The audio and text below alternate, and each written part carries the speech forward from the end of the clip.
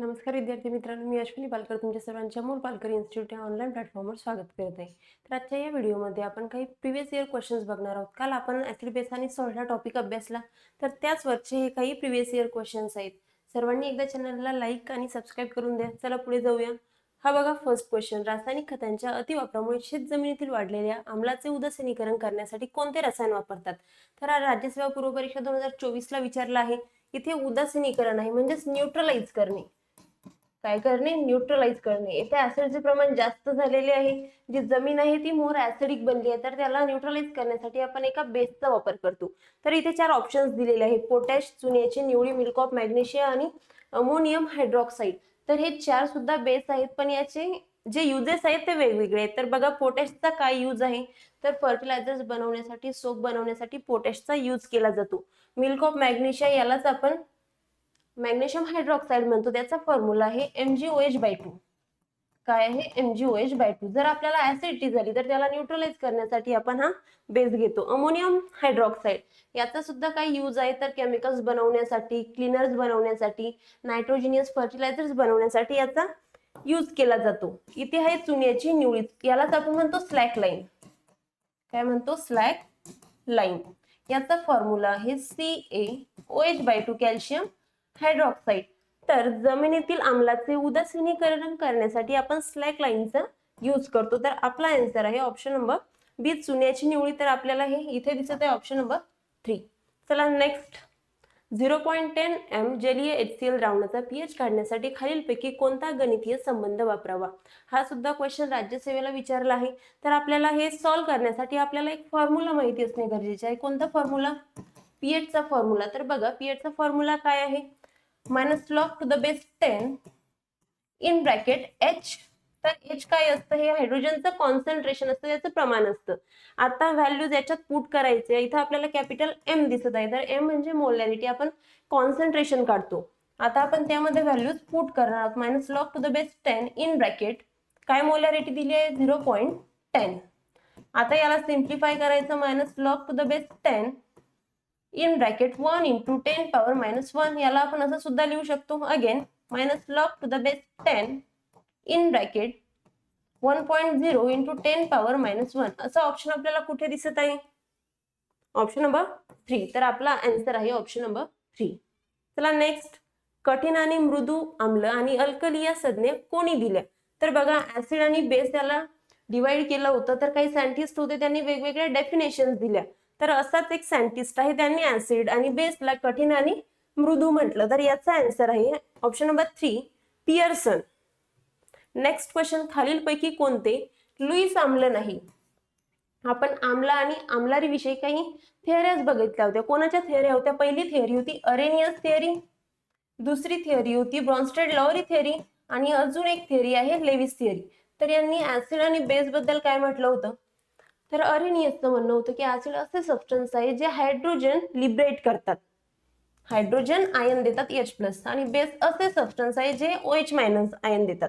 ब्रॉन्स्टेड-लावरीचं म्हणणं काय होतं की ऍसिड असा सबस्टन्स आहे जो प्रोटॉनला डोनेट करतो, आणि बेस असा सबस्टन्स आहे जो प्रोटॉनला एक्सेप्ट करतो.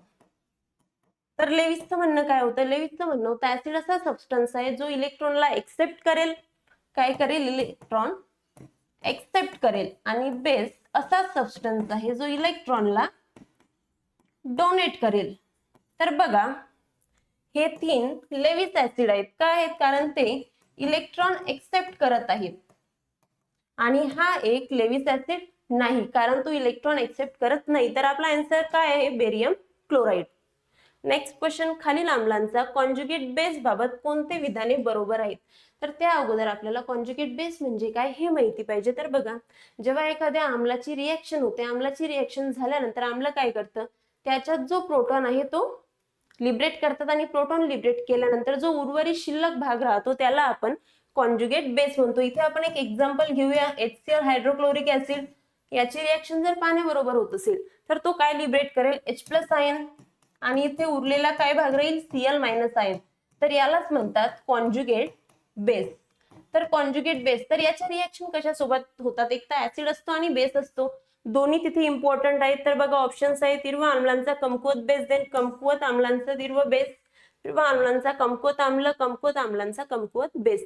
तर आपला आन्सर आहे ए आणि सी, ऑप्शन नंबर 3. चला नेक्स्ट, पाण्यात क्लोरीन नेहमी मिसळतात कारण हे काही ऑप्शन्स आहेत. तर बघा, क्लोरीन हे एक जंतुनाशक आहे. काय आहे? जंतुनाशक. डिसइन्फेक्टंट आहे.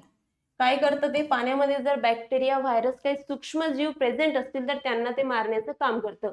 टायफॉइड, कॉलरा सारख्या रोगांना ते आपल्याला होऊ देत नाही. त्यामध्ये क्लोरिनेशनचा यूज केला जातो, क्लोरीन ऍड केलं जातं. त्यामुळे आपला आन्सर आहे जंतूंना मारले, ऑप्शन नंबर 2. नेक्स्ट क्वेश्चन, गंधक म्हणजे सल्फर हा एक एलिमेंट आहे. काय आहे? एलिमेंट. तर गंधक या पोषण मूलद्रव्यापासून बनलेली अमिनो आम्ले कोणती? म्हणजेच आपल्याला ऍसिड्स बघायचे. कोणते ऍसिड्स? Amino acids. तर बघा, हे काही ऑप्शन्स दिलेले आहे. फर्स्ट आहे ल्युसिन आणि आयसोल्युसिन. तर हे कोणत्या एलिमेंट्स पासून बनतं? तर हे कार्बन, हायड्रोजन, ऑक्सिजन आणि नायट्रोजन पासून बनतं. अगेन एस्पार्टिक ऍसिड आणि ग्लुटामाइन हे सुद्धा कार्बन, हायड्रोजन, ऑक्सिजन आणि नायट्रोजन पासून बनतं. अगेन व्हॅलिन आणि glutamic acid, it is made of carbon, hydrogen, nitrogen आणि ऑक्सिजन. एक आहे मिथिओनाइन आणि सिस्टीन. तर हे कार्बन, हायड्रोजन, नायट्रोजन आणि ऑक्सिजन तर असतातच, पण याच्यानंतर याच्यामध्ये एक सबस्टन्स असतो, एक मेन एलिमेंट असतो, तो आहे सल्फर. तर आपला आन्सर आहे ऑप्शन नंबर 2. नेक्स्ट, पीएच मापणी ही पाणी द्रावणाची आम्लता व अल्कधर्मिता मोजण्याकरता वापरली जाते. ही मापणी हायड्रोजन आयनचे सकेंद्रणावर आधारित असते. खालीलपैकी काय आम्ल नाही? तर आपल्याला आम्ल माहिती आहे, आम्लारी माहिती आहे. 0 to 6.9 हे ऍसिडिक नेचर असतात, 7 हे न्यूट्रल असतात आणि 7.1 to 14 हे बेसिक इन नेचर असतात. तर बघा, केळी हे ऍसिडिक इन नेचर आहे, दूध हे सुद्धा ऍसिडिक इन नेचर आहे, टोमॅटो हे सुद्धा ऍसिडिक इन नेचर आहे. त्यामध्ये ऑक्झॅलिक ऍसिड प्रेझेंट असतं. रक्त, तर रक्ताचा पीएच काय आहे? 7.35 to 7.45. तर हे स्लाइटली बेसिक इन नेचर आहे, ते आम्ल नाही. तर आपला आन्सर आहे ऑप्शन नंबर 2. नेक्स्ट, जर द्रावणाचा पीएच 1 पासून 4 पर्यंत वाढवल्यास त्यातील हायड्रोजनची तीव्रता कशी होते? तर ऑप्शन्स बघा, 4 ऑप्शन्स दिलेले आहे. आपण बघितलं होतं, जर 0 to 6.9 असेल तर ते ऍसिडिक असेल. जितके 0च्या जवळ तेवढे ते स्ट्रॉंग असते आणि जेवढे 14च्या जवळ तेवढे ते सुद्धा अधिक बेसिक असते. तर बघा, इथे काय दिलेलं आहे? 1 पासून 4 पर्यंत वाढवल्यास जे हायड्रोजनचे कॉन्सन्ट्रेशन असते ते कमी होते, ते कमीच होणार आहे. तर बघा, नेक्स्ट आपला आन्सर आहे 1. देन नेक्स्ट, अतिश्रमामुळे स्नायुदुखीमध्ये खालीलपैकी कोणते रसायन जबाबदार असते?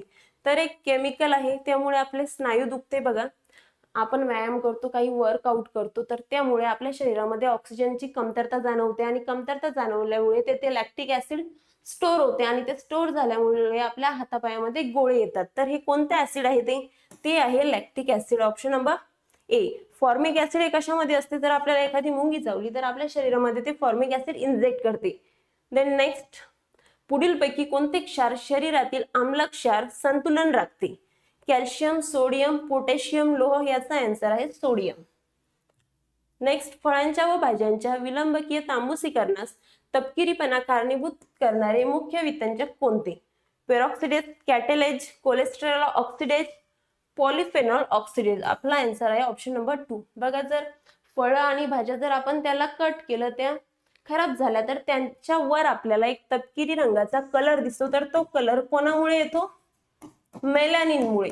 त्याच्यामध्ये जे पॉलिफेनॉल ऑक्सिडेज प्रेझेंट असतं ते रिलीज होतं आणि ते एअर मधल्या ऑक्सिजन सोबत त्याचं ऑक्सिडायझेशन होतं आणि त्याच्यावर तपकिरी रंगाचा कलर येतो. तर आपला आन्सर आहे ऑप्शन नंबर 2.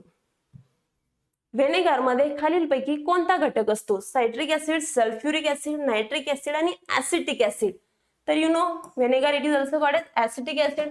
आपला आन्सर आहे ऑप्शन नंबर 2 ऍसिटिक ऍसिड. तर बघा, व्हिनेगार मध्ये 5 to 10% ऍसिडिक ऍसिड असतं आणि रिमेनिंग त्याच्यामध्ये वॉटर असतं. तर जे व्हिनेगार असतं त्याचा यूज कुठे केला जातो? तर फूडला प्रिझर्व करण्यासाठी व्हिनेगारचा यूज केला जातो. तर या व्हिडिओमध्ये आपण ऍसिड, बेस आणि सॉल्ट याविषयी काही प्रिव्हियस इयर क्वेश्चन्स बघितले आहेत. तर तुम्हाला जर हा व्हिडिओ आवडला असेल तर आमच्या चॅनलला लाईक करा, शेअर करा आणि सबस्क्राईब करा. Thank you so much everyone.